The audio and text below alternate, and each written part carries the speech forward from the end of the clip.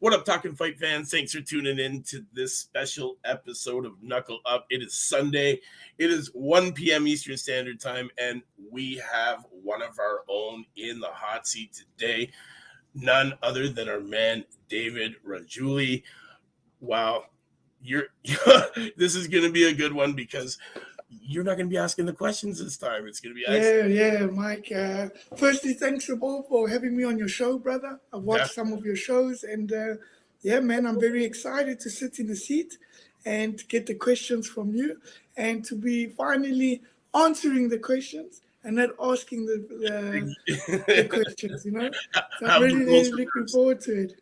It's going to be great. We're going to have a good time. All the fans out there, they do watch your show. They know you. You're on the channel. You're one of the members of the team. You're part of the brotherhood. Yes. Yeah, and today we get to talk to you in this special episode. You got a fight coming up in a couple of weeks. You said April 1st. Yes, it's not a joke, people. Yes, not a 1st of April. I'm back in the Netherlands, and hopefully back to winning ways and get the career back onto fighting ways. Definitely. So, David, for all the people out there that don't know you, yes, we want to start at the beginning. We want to start right at the beginning, brother. What age was it when you first picked up that pair of boxing gloves? Okay, so I started boxing at the early age of around 8, 9 years old. I was born in South Africa, in the southwestern township known as Soweto. Mm-hmm. Then after the apartheid, had a great job, residence office. We moved over to the suburbs. From there, I was very privileged enough to grow up in good schools, around good people. I lived in the south of Johannesburg. Okay. In the south of Johannesburg is a place where boxing and fighting is really, it's known, It's like, I'm sure in the States there, the kids are surrounded by the gangsters and stuff like this, where we were surrounded by fighters and boxers, This one's father is a boxer, that one's father is a boxer. He's scared of that one because he's a boxer, and so I was brought up around that kind of an environment, Right. And I still remember my first time I started boxing. Firstly, my mom made me watch the Brian Mitchell documentary. Okay. Now, Brian Mitchell is like the South African Muhammad Ali. Okay. He was my first guest on my show, and he's an inductee in the Hall of Fame in America. They inducted him into the Hall of Fame. He was known as the World Road Warrior. And I still remember this day very clearly. My mom came up to me and she said, I should watch this documentary on Blow by Blow, Brian Mitchell, about a white South African boxer who went out there and conquered the world. Even during apartheid times in South Africa, where not a lot of South Africans were allowed to participate in sports. Right. And we were not allowed as South Africans to go out and support our fellow South Africans. So he was alone, and he went to the States and he had great fights. He actually defended his title the most times, I think, speaking under correction, 13, 14 times, his WBA lightweight title.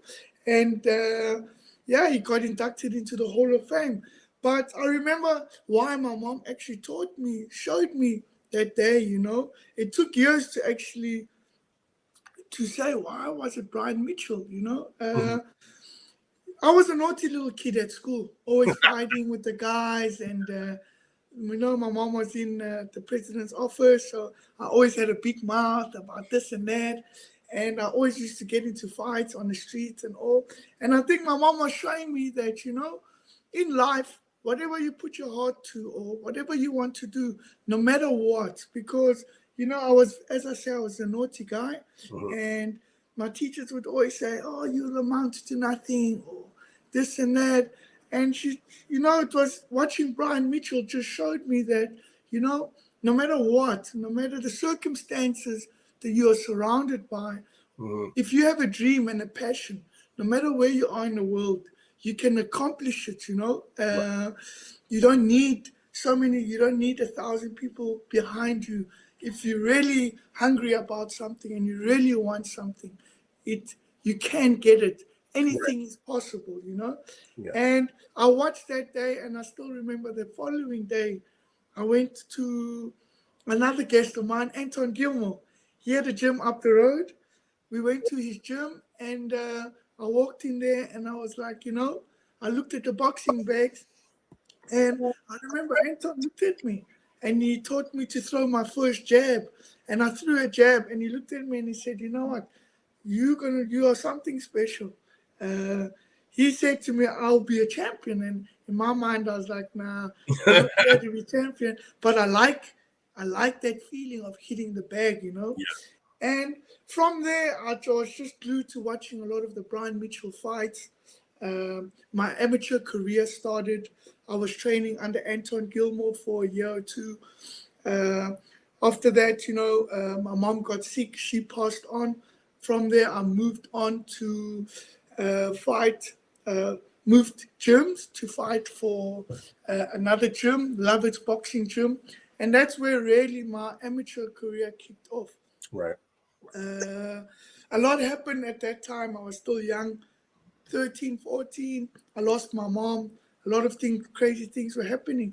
And I found this family, the Lovett's family, and they took me in as their own, A lot of people would call me an orphan, but this family had a little gym in like you can say, in the hood of the South, very rundown place.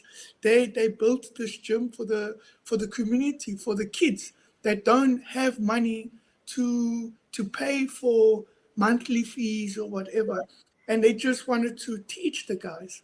Just to So keep I them out of the joined. streets, right? To kind of keep them out of the Yes, streets. taking off the kids in the streets and stuff Right. like that.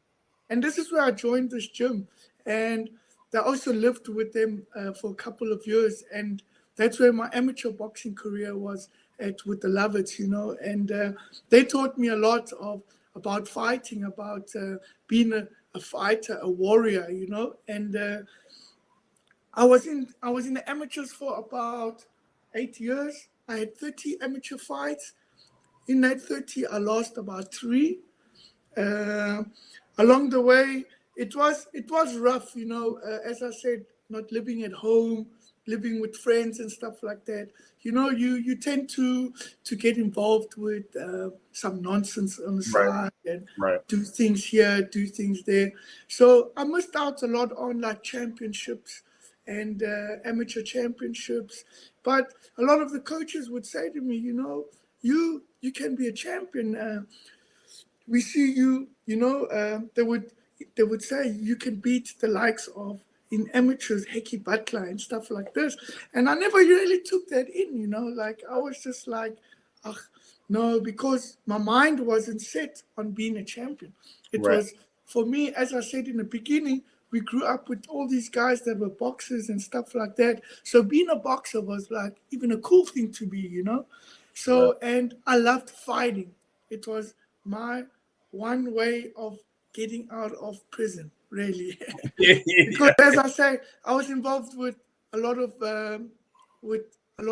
nonsense in the streets and stuff, where I would be in court cases, running on trial, cops after us and stuff like this. And there was a point where I actually sat, and you could tell I was part of a gang, and all these guys had their families. We were all sitting for trial, and they had their families, moms and dads and lawyers. And I looked around, and I was sitting by myself, and I was like, you know what? Hey, I'm wasting my time here, because now I'm always jumping in for the homies. Yeah. I'm always fighting for the homies, but I have no one here to actually help me, Right. And I prayed, and I said, God, please, I need to get out of this situation. I need to stop this now for a greater purpose. And I think after I left that trial, and we left, and my whole mind changed. My whole mindset changed. And I was like, I'd rather get paid Yeah. and fight because I love fighting. I would rather give the fans a good fight. Like, as I say, I used to watch Brian Mitchell, a 2-year Gaddy. Still to this day, I watch the Gaddy fights. I watch Johnny Tapia and stuff. Yeah. And I look at these fights and I'm like, I was telling my wife the other day, this is why I started boxing, is because the people on their seats, and this is what I wanted to do. Like, when I said, okay, no more street fighting, I want to put fans to say, damn, did you see Rajuili fight? Right. Win or lose, did you see that guy swing? Did you see that fight? There's nothing more addictive than the cheer of the crowd. Yes. It's almost like a drug in itself to hear it, and it's like just to hear. And even I've lost some fights, and people come to me and they're like, wow, bro, that fight was amazing, and that for me was the whole starting of even my pro career. I was like, you know what, bro, the streets, I'm not making money on the streets. I'm not hearing the crowd. Let me go into the pros, make some cash a little bit, feed myself, and give the people fights. Let me be remembered for good fights, Yeah. And and the pro career kicked off.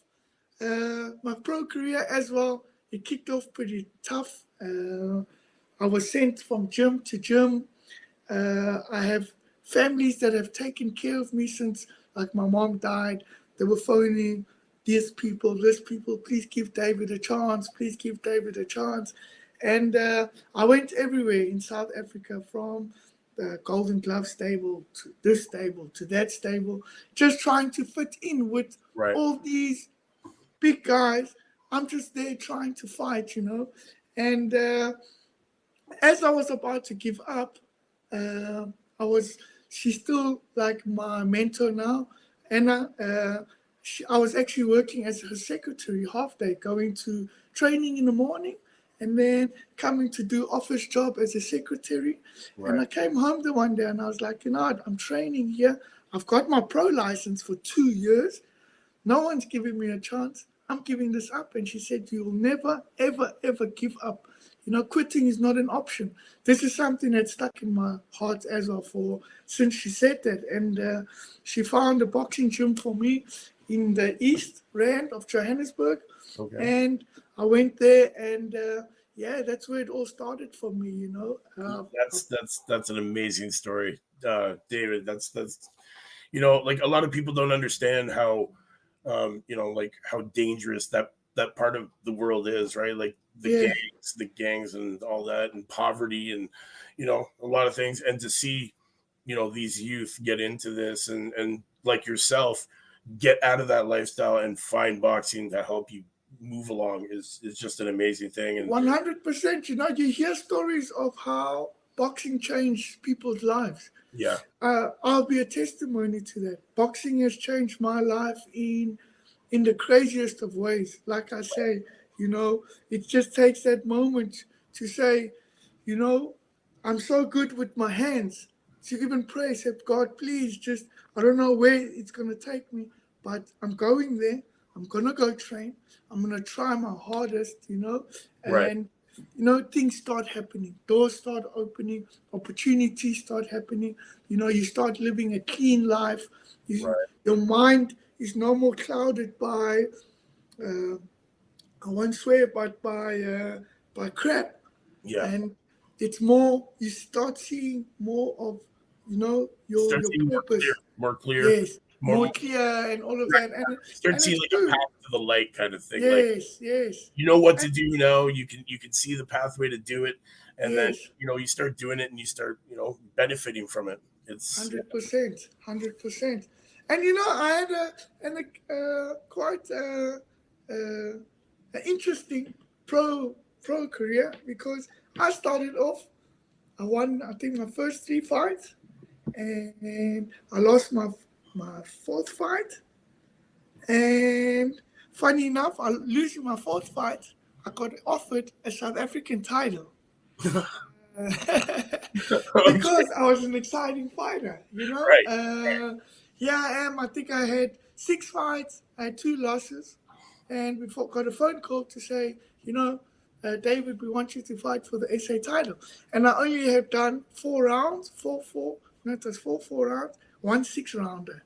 And I was like, Coach, what do you mean? And they said, yeah, the promoter wants you to come and fight for the SA title. And I was fighting a guy called Jasper Saruki at the That time. was back in 2015, right? Yes, for Jasper Saruki, and he was a veteran. He had lost, I think, twice to Malcolm Clausen at the time. He was ranked in the top 40 in the world by BoxRec. I looked at my ranking at the time. I still remember he's finding out how BoxRec works, and you're like, what? You are 600 and something out of, and I'm like, at least I'm in the top 1,000.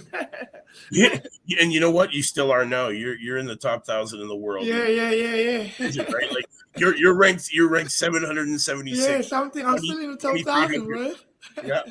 I always said to myself, with those rankings, like I'm saying, even when I fought for the first my first title, I was like, yo, this guy's in the top 40. I'm in the top 1,000, but there's 10,000 people out there, so 1,000 is somewhere, But like the rumors did say, there were rumors going around you. He's better than his record suggests. I know that, and I know sometimes records can be deceiving. Yes. You got to look out for him because you upset people. Yes. And that was You come in and upset people. Honestly, that was the mind of. That was my coach's mind, Hardy. When he took me to that fight, I was like, Coach, I haven't even done an 8-round or a 10-round. He said, no, my boy, you always fit. You fight. He used to call me a horse. He says, you like a horse. I watch you. You like a horse. When you go, and you just go, and, you can upset this guy. Yeah. And I'm like, oh, okay.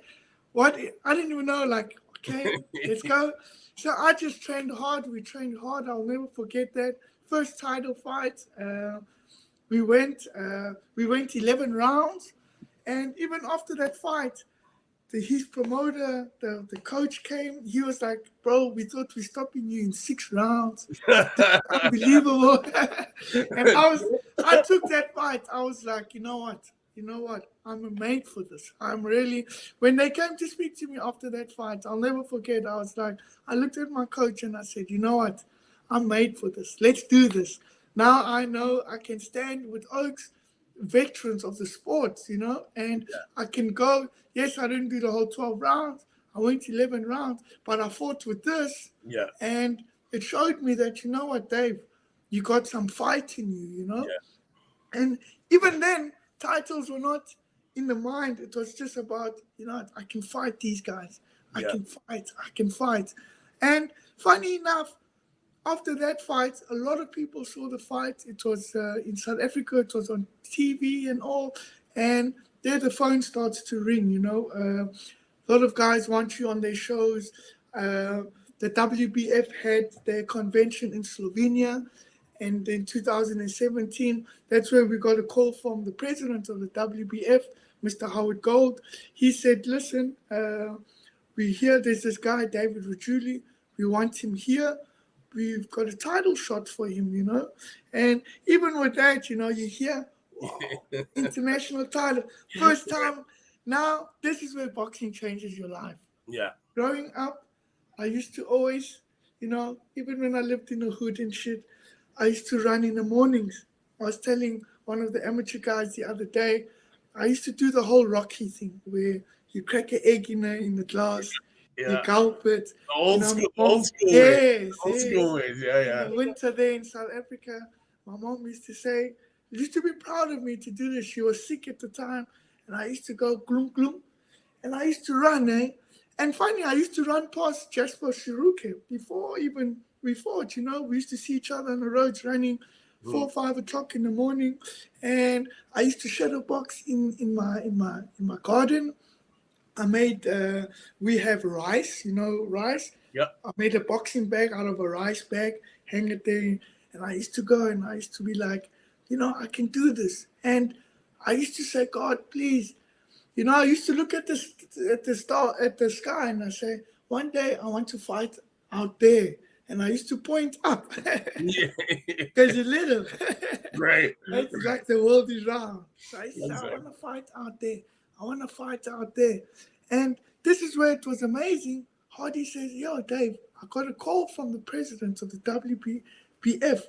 They want you to come to Slovenia. And I was like, yo, Slovenia, coach, isn't that Europe? He said, yeah. And I was like, yo. I was so happy. And he's like, yeah, you're fighting a guy from Georgia. He's got quite a record. But you, my boy, you're always fit.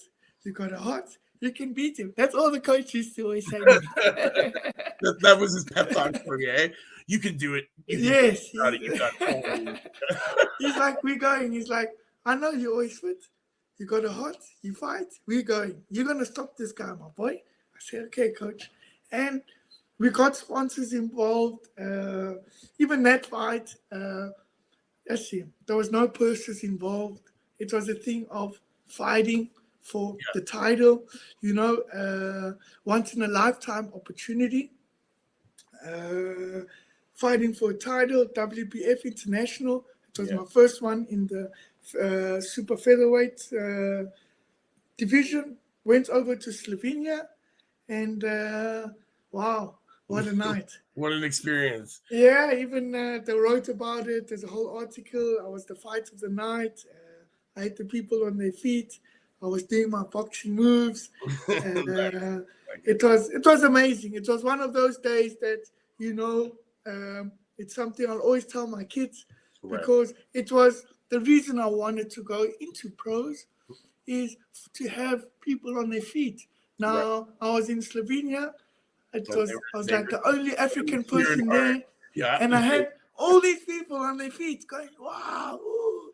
And I was like, I felt like a Turio Gaddy versus Ward, just moving my head. And, it was amazing. And I won the fight, unanimous decision. And I won my first title. And just holding that title, the WBF International, for me, it was, I didn't, till this day, it doesn't matter, WBC, WBF, WBO. Yeah. I believe you work hard, you get rewarded, and this was my reward for never giving up, for always pushing for what I believed in. I had someone next to me who believed in me. You can put the biggest oak in front of me, that coach would say, David, you would beat him.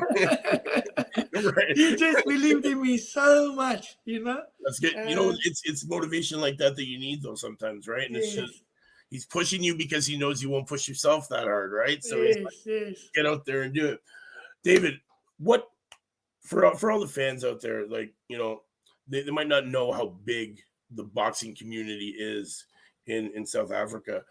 Can you elaborate on how the community is? Is there a lot of gyms? There are a lot of fighters. Yeah, how does the structure work? South Africa's got a lot of talent, a lot of boxing gyms. We have 100%, a lot of boxing gyms, very good trainers.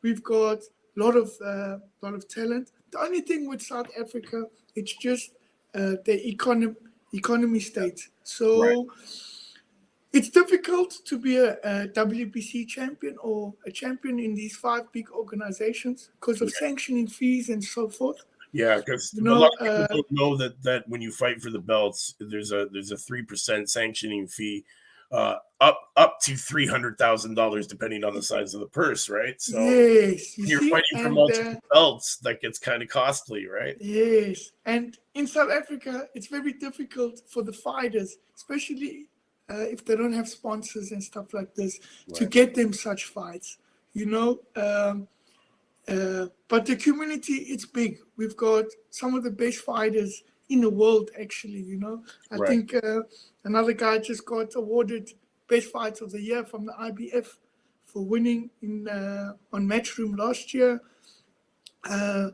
We've got so many, we got WBC silver champions. We've got a lot of IBO. The IBO is a lot in South Africa. Okay. They work a lot with Rodney Berman from Golden Gloves. So, you get good promoters, big promoters like Rodney Berman that gets his fighters out there. We have the likes of Kevin Lerena. He fought Daniel Bios the last time in Tottenham.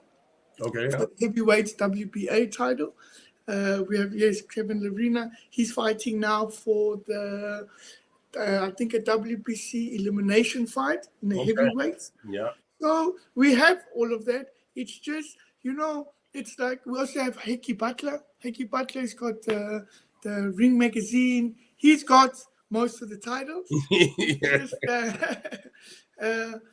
he cannot really defend them at home because it's paying sanctioning fees, it's paying opponents, and you're paying. It goes in rands, in South African rands. It shoots up into the millions. Yeah. That's the exchange rate, the South African exchange rate. Wow. So this is what makes it hard for South Africans. But the guys don't give up. The guys are still out there. The guys are still hungry. South Africa it's a kind of country like Cuba. When you get a fighter, they're not fighting ready for the big they fight to feed themselves and their families and stuff like this. This is where you find that raw talent, that hungriness, And exactly what I profile on my show, those young, hungry, undefeated, undiscovered raw talents that, don't get the same opportunities that, those blue chip prospects get. But you know what? They can be on the same caliber in fighting style. And it sucks that a lot of fighters go unnoticed like that around the world. Yeah. Just it's opportunity, right? It's very true, right? And I learned this from also being in the pros, from my coach Hardy. And he told me, he said, David, if you look in the world, like in America and stuff, all these fighters, they really market themselves and stuff like this. So when I looked back and I was like, you know what? I'm not a Muhammad Ali. I'm not Mike Tyson. I'm not the face of boxing in South Africa. But you know what? I'm going to market the hell out of myself.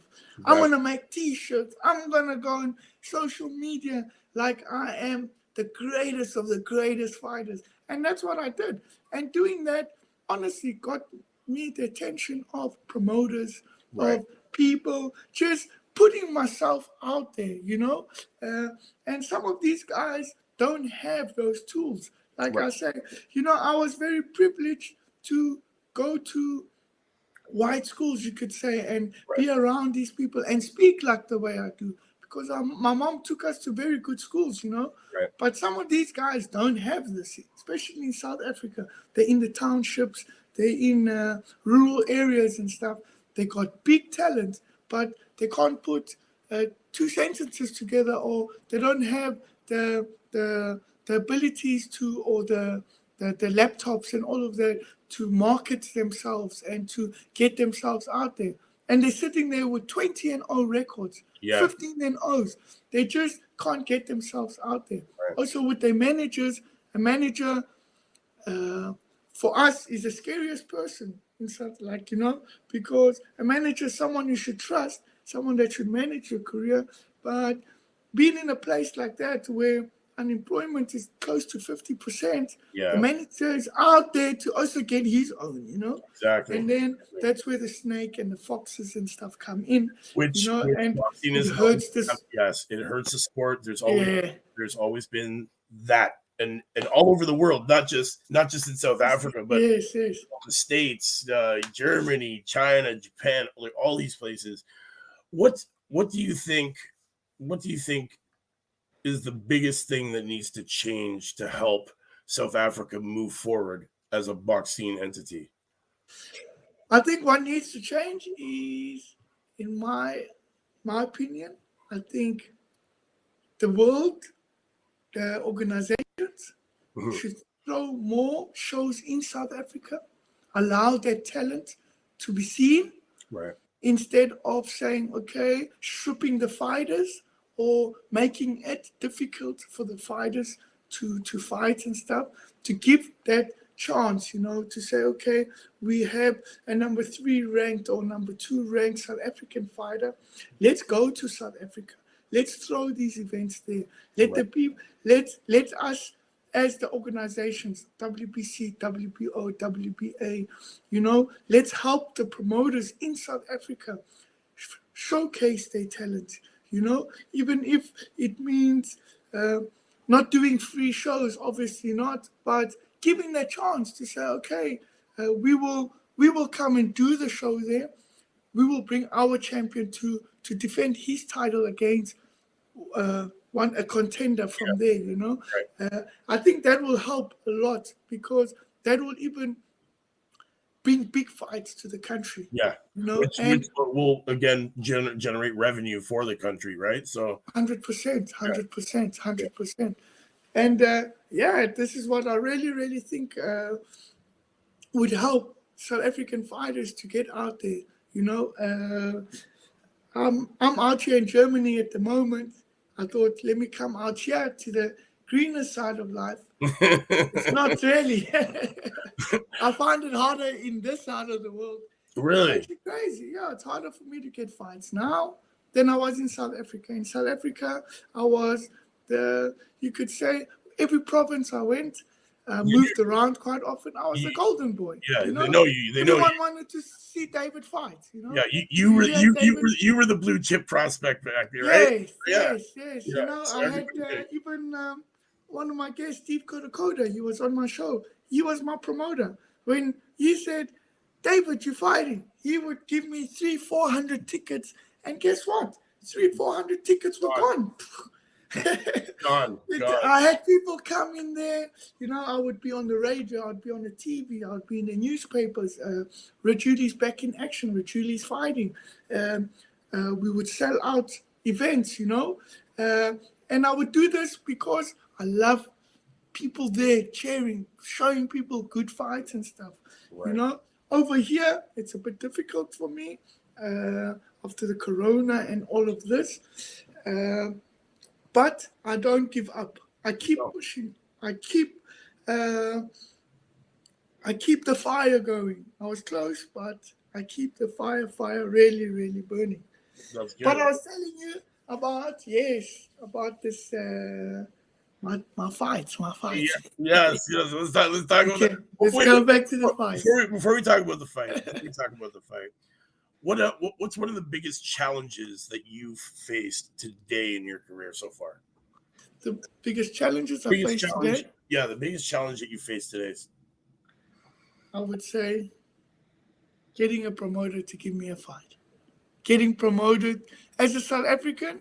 My biggest challenge right now as a South African out here in Europe is getting a promoter to put me on one of his cards, to give me a shot and to fight like a nice big fight. Is it because you're dangerous and it's like there's a lot of risk putting you up against somebody that I think so. My ring name is the Dangerous right? Darky. That's actually my ring name. Yeah, really? Yeah. No way. Because I was going to ask you what your alias was. I was going to ask you what your alias was, what they call you. Wow, that's wow.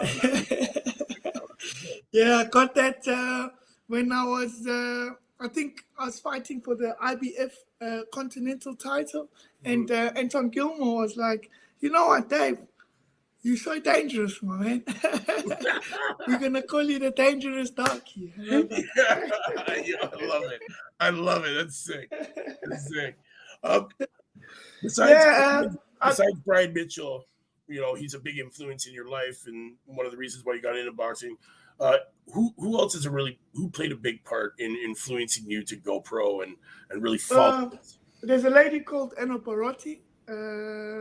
She's on her right foot now. And yes, she's been my backbone since like my mom died and stuff. She taught me the quote of quitting is never an option. There were times when I wanted to quit with the boxing especially, right? Where I saw nothing is happening. Training with the big guys, training with the best of the best in South Africa, being with the best managers, being with Golden Gloves and stuff, just not getting that shot. And I was just like, I'm over this, Right. And she said, no.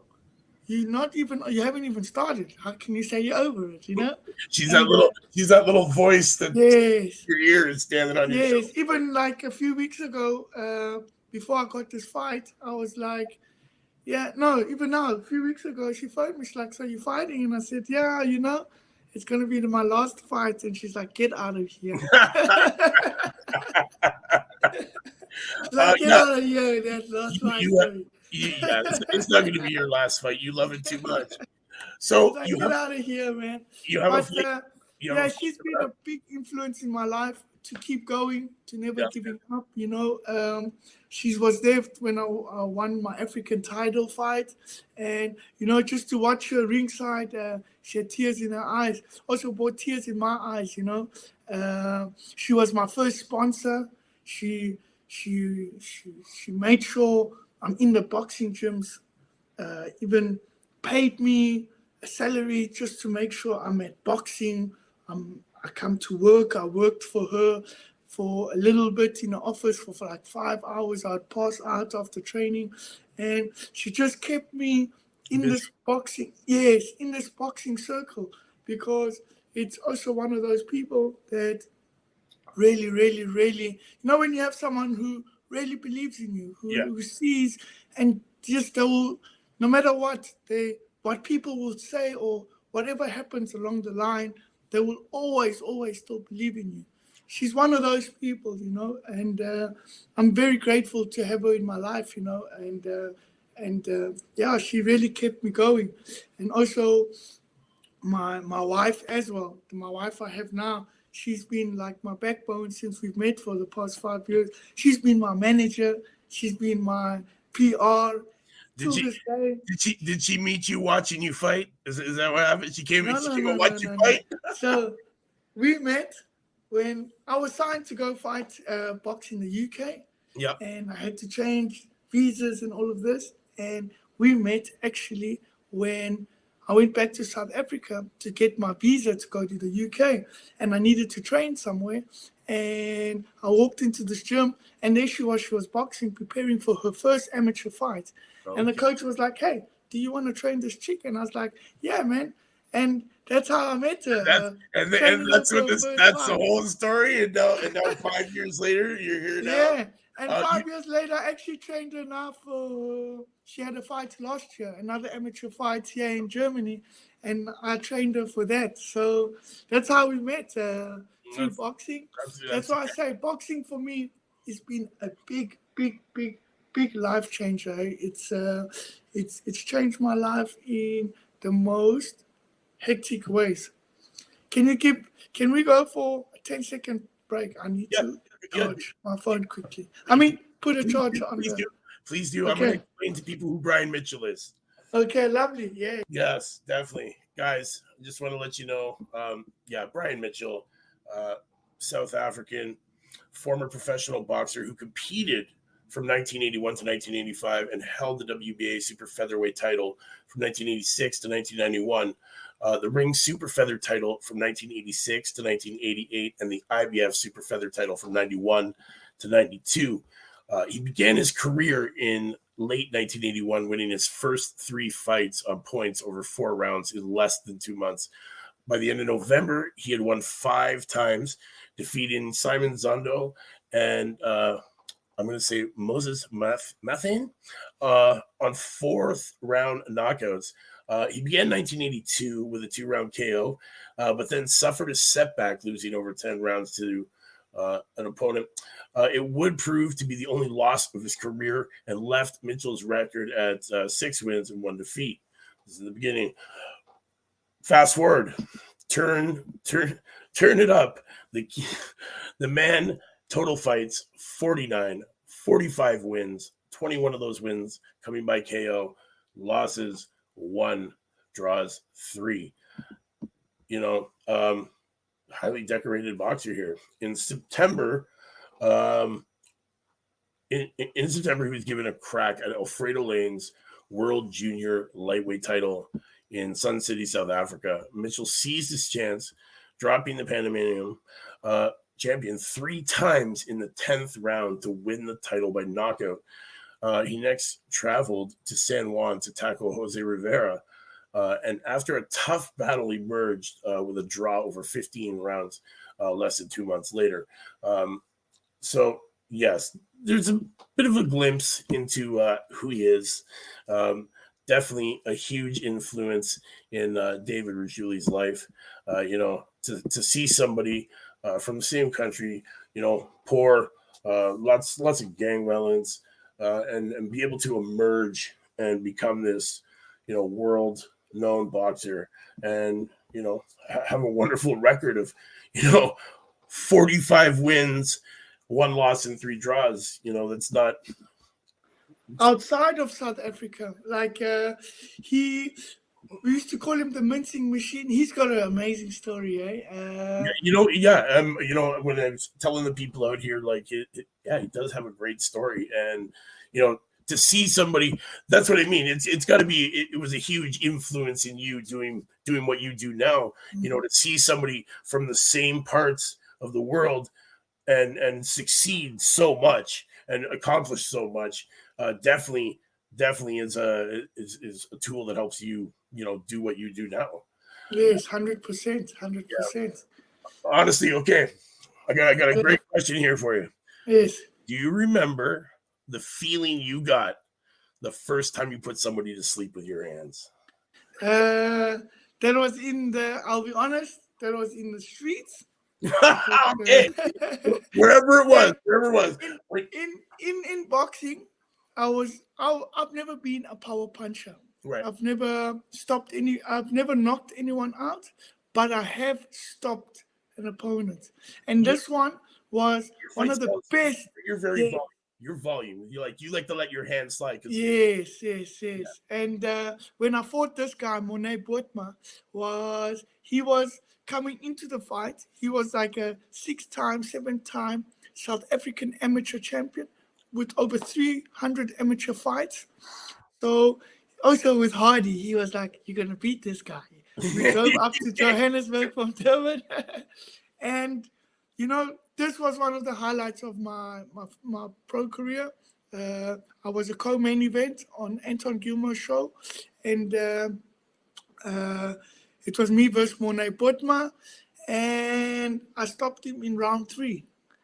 And this feeling was one of the greatest feelings I ever had. I even ran around the ring. I was like, because I was an underdog. Here I was probably 100-1. Everyone thought, okay, here David is getting the biggest hiding. He's fighting one of the best fighters to come out of the amateurs in South Africa. He was training with like Hickey Butler and stuff. He had won 6 to 7 SA national amateur titles. He was unbeaten in the amateurs. He was great, so I was just his stepping stone. And I was coming from another province, and everyone was like, okay, this is going to be a fight of the night, and this is where David gets a hiding. And it was the other way around. I get the hiding, and I stopped the guy. It was so weird because when I saw that towel fly in, it's the best feeling in the world, And it's amazing. But I think this time round, you got a fight coming up. Yeah. April the 1st. I think April 1st. What's going to happen is, at the moment, I'm weighing 140, and I'm hitting like a middleweight. Oh. A super middleweight. Okay. So I foresee a stoppage. You can never underestimate your opponent. That's true. One punch can change. I know he's coming to fight. I've actually trained with him when I was in Holland. I've trained actually all over the place. So I used to train in Holland for a while, and he was my sparring partner. We sparred for like 3 months, and he brought it. He's a fully fledged super welterweight. Yeah. So you know how they do it in boxing? These guys walk around at 72 kgs, 70 kgs. They drop 8 kgs just for weigh-in. Yeah, And then the next they, day, they have a sandwich and drink some water. And the next thing you know, they're 8 kg heavier. I know. I will be fighting a fully fledged super welterweight. So you're walking around right now at a true 140, like you don't have. No, I'm. To be honest, with my, that's what I say, with my pro boxing career, it's been crazy. So naturally, if I want to fight super featherweight, that's I can do it like this. You know, if I want to fight lightweight, I can do it like this. But having won the super featherweight title, and then in Cape Town, I won the All Africa WBF title. Yeah. That's when I was like, hey, bro, let's go for 3 division champion. I was like, hey, bro, you're doing something right here, the rewards are coming. So let's see if you can get a super lightweight title. And that's when I've past 2-3 years, I just said, okay, let's go into the super lightweights. I stay there. I fight at my training weight. The most I have to drop for weigh-in is 2 kgs. So I train hard at this weight. Then I put on, and then I'm back. It's like I'm training. You understand? Right. So you're always in the gym. It's not like you go and do camp. You're just always ready, right? Yeah. I'm always ready. I love running. It's one of those things. Ibn Hardy taught me that. He gave me the mindset of you always have to be ready. If you want to be this fighter like a Tuyo Gaddy and stuff, just always be ready, because they'll phone you and say, hey, is your boy ready? And all I have to do, it's like when I fought for the IBF Intercontinental. I had to get ready in 1 week, but I had to drop down to featherweight. That fight I took at featherweight at 57.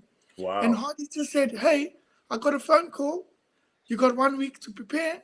You can do it. You can do it.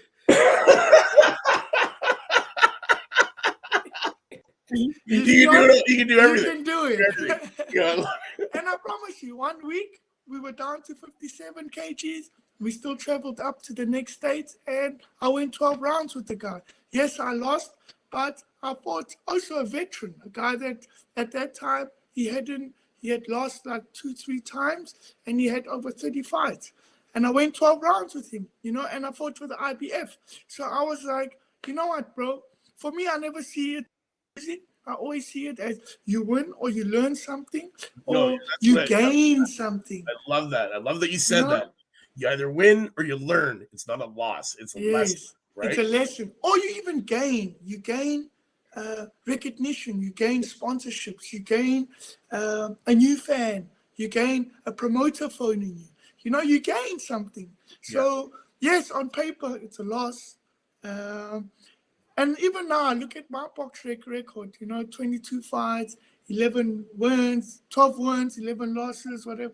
And I say, you know what? You look at that box record, some of these guys sitting with 20-0 and stuff haven't been through what I've been through. Haven't been through these fights, haven't fought such warriors, haven't, There's a lot of padded records these days. There's a lot of records. There's a lot of records that are bought. The promoters are putting them in there with guys that they know 100% they're going to beat. So, you see a lot of guys nowadays that, they might have 10 or 20 wins, no losses. But when you look at look at who they fought. Yeah, look at the caliber of opponents. Then, you know what I mean? That's when you really know what's going on. You really have to check.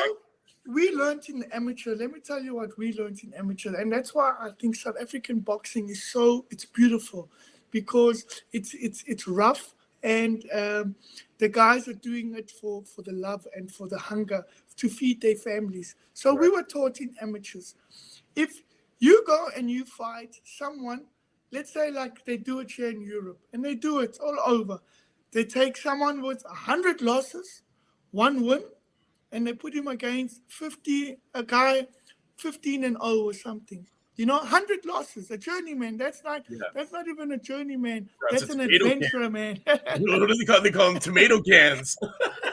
Yeah, that's like I don't know what that is. But you find a lot of this. Without those guys, though, we wouldn't They have find these guys with fights like that, putting it against a prospect, okay? Yeah. But what happens to the prospect when the prospect's time now comes to fight a homie with 20-0 who's in the top 10? Yeah. Now the homie can bang. Yeah. This prospect is sitting with 15-0 versus someone with 15-0. Now it's time to be a man versus a man. What happens? There goes your prospect's future because he hasn't fought people. You haven't groomed him properly. You haven't made him strong, a man that he knows what's a real fighter in front of him. know? See, what I find in those situations, there's a lot of times where the guys aren't getting the ring experience because, they're getting in there and an opponent that's not up to the caliber. So, you train for a 6 or 8 round fight, you end up out there 1 or 2, you're done. You're done. You're getting, right? Yes, 100%. I would rather fight. The best way to learn in this sport is to fight someone better than you because they bring out the best in you. It's like even when you're sparring and you spar someone that's very good, on that sparring day, you'll have the best sparring because now you have to bring your A game up. Yeah. And you will surprise yourself like, wow, I can do this. And this is what I'm saying. I learned like that. I learned, fighting these veterans, I was like, wow, I can do this. I can go the rounds. I can throw. I can do this. I can do that. They taught me, you can do, Yes, you lost, but you learned that you can do this, you can do that. You can fight better fighters. Yeah. It's not a thing of you look at the record now, you get scared. Oh, no, you say, come with the record. Yeah. I'm going to try and take that record from you. That's right. That's right. And this is the thing with journeyman. And never that's what I learned is never underestimate anybody. No, you can't. Because one punch can change the entire outcome. One punch can 100%. Even the guy I fought for the Africa, the title, both the people I fought for my titles have had high records, over 30 fights or 20 fights and stuff. And I've always the last guy you fought for the WBF African Light, he was 8-2. Yeah, Sigu. Yes. And you fought him twice. You fought him twice, right? No, he was tough, eh? He was one tough homie. But the first time I fought him, I was brought in to be like a stepping stone, right? Yeah. They brought you in to showcase him, and you went and to bring the tickets and to sell the people. And what did I do? We out-jabbed him. We boxed his head off, Yeah. We went, boom, boom, boom, boom, boom. And this is what I said was never underestimate your opponent because I was underestimated. And second time round it was all crazy. I was moving to the UK, not going to the UK. Okay, you need to fight. You have to defend or we're stripping you. And I got stripped off my first title because I won it. It was the international WBF. I came back home. I needed to fight, but now they're sanctioning fees. I don't have a manager, I don't have a promoter, I've got nothing. The months are going, and then I got a letter from the WBF to say, listen, we are stripping you. That's the worst feeling to say, damn, you fight for this, you get rewarded, and you don't even have a turn to defend it. Yeah. You understand? Yeah. So the second time, when they said, okay, listen, you've been in Europe, you're coming back, you need to fight in 30 days, you need to defend your title. I was like, oh, okay, let's go, Sigu. And, I just went. That even if you watch that fight, you can see I was not close to being ready for that fight. But I just wanted to say, okay, let me not get stripped again for another title. That's the worst feeling in boxing. Yeah. Is to get stripped. Not even getting stripped for weight, not making weight, or just you don't have a promoter, you don't have the funds, And I was like, okay, let's bang it out, bro. And yeah, he won it, and I'm still on the verge of maybe fighting for a super lightweight title. Obviously, I'm still in touch with the WBF. I have to win 1 or 2 fights, and then I'm back up there in their title contenders, Yeah. So, yeah, things are looking bright. That's good. So, and I'm excited. So what you're saying is Dangerous, Mr. Dangerous right here, is going to be busy in 2023. I'm hoping. Yes, I'm hoping so. I'm in touch with the promoter from South Africa, Mrs. Joyce. They would like me to come to South Africa to come fight at the end of the year. So we're looking at the fight in South Africa. And then, we're going to see what happens now in April.